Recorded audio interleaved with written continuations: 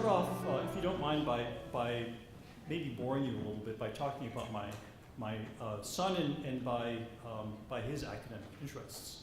So my son is a high school student, senior this year, and he's in the process right now of applying to colleges in a music performance degree. And so over the past half year or so, I've had the opportunity to listen to him playing scores of times the audition pieces that he's planning. And I've really enjoyed that. I say that without irony. One of the pieces that he's been practicing is Mussorgsky's Pictures at an Exhibition, the trumpet solo promenade piece. And for those of you who don't recognize the name of it, don't worry about it. You'd recognize it if you heard it, because it's one of these grand sounding pieces that always gets played as they pan in and out of Olympic athletes, and there's a montage of people doing these great things. So it's a very, very stately, grand sounding piece of music.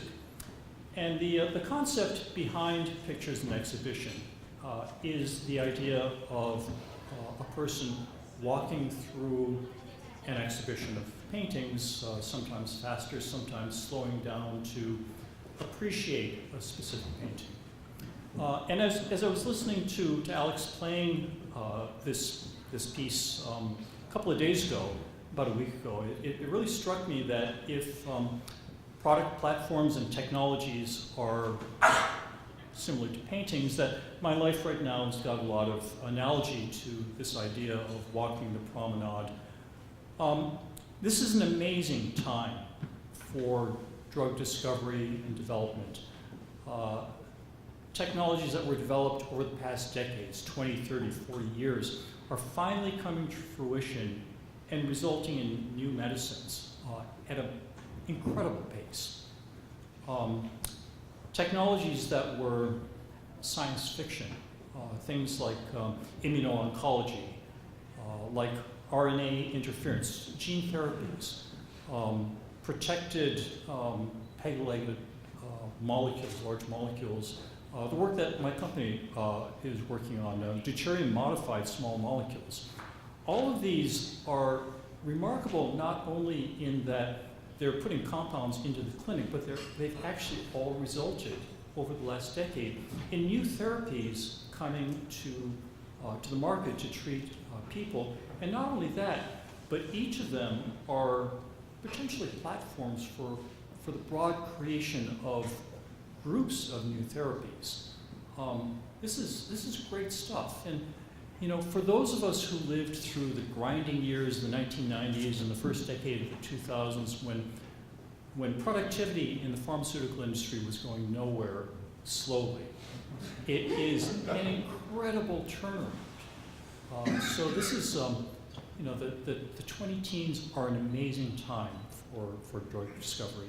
And you know, and I have to say that the training that I got at the University of Wisconsin and the School of Pharmacy and in Professor Rich's lab really prepared me to ride that wave, to be part of it as a scientist, as an inventor, as a company founder, and increasingly now as a mentor. And it was in Professor Rich's lab that I learned about cyclic peptides as hormone modulators. I learned about unnatural amino acids and how to incorporate them synthetically into those peptides. And that was work that carried me in my first job at Merck & Company. It was also in Professor Rich's lab that I learned about different proteases, aspartyl proteases, serine proteases, inhibitors, small molecules that were able to intervene in pathological processes by inhibiting those enzymes. And when I went to Vertex, I helped to start the HIV protease program, and my group was successful in creating two of the first medicines to treat HIV infection. And I have to say that I'm very proud to have been part of that effort, which is really one of the great successes of the pharmaceutical industry over the last half century. And the work that we did as well in hepatitis C, creating the compound in CVEC, which was the fastest compound to ever get to $1 billion in sales, and by the way, the fastest billion-dollar drug ever to fall to zero, but that's a story for maybe another couple of years. But it was also at Wisconsin that I took the introductory biochemistry course from Mo Cleland and Joanne Stubby, where one of the segments of that course was a deep dive into deuterium isotope effects. And that formed the basis of eventually the company that I founded now almost 14 years ago, Concert Pharmaceuticals. Hopefully there will be a lot of medicines that arise from that concept and utilizing that technology that we're helping to bring forward. I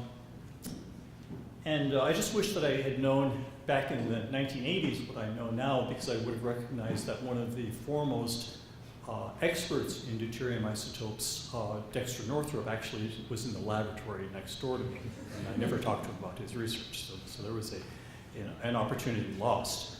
But we have, at Concert, we've got some clinical results that we're looking forward to in the near future. In the next couple of months, before the end of the year, we'll have a readout on the initial clinical efficacy results we have on the treatment of autoimmune hair loss, alopecia areata, a disease that affects about 600,000 Americans, and obviously many more worldwide, with a lifetime occurrence that's estimated to be about 1.5% to 2% of the population. So really one of the most common autoimmune diseases there's no approved medicines for, and we have the potential to be first in class for that disease.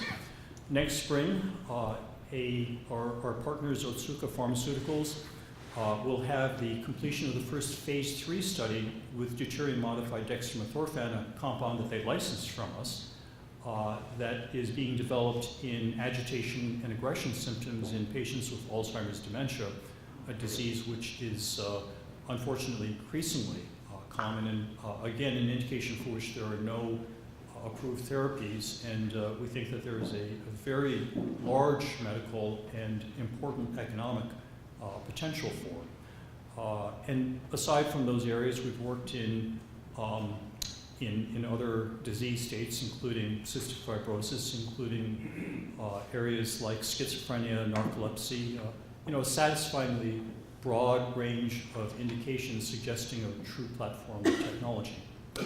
So clearly I have a lot to thank Wisconsin for, and Professor Rich and the school.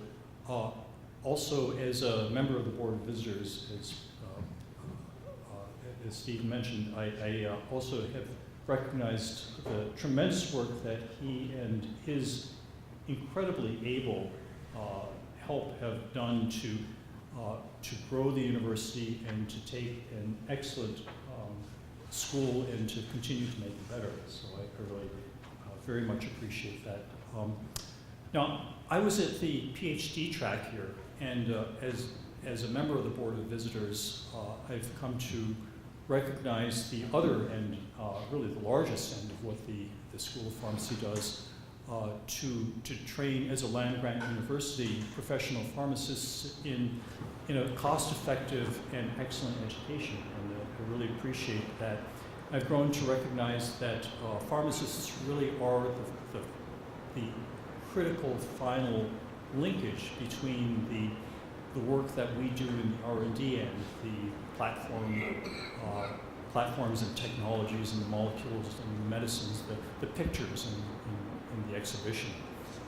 Between that and the patients who are, after all, the group that we all work to serve. So I'd like to thank Dean Swanson and the organizing committee for the tremendous honor of being here and the opportunity to speak to you.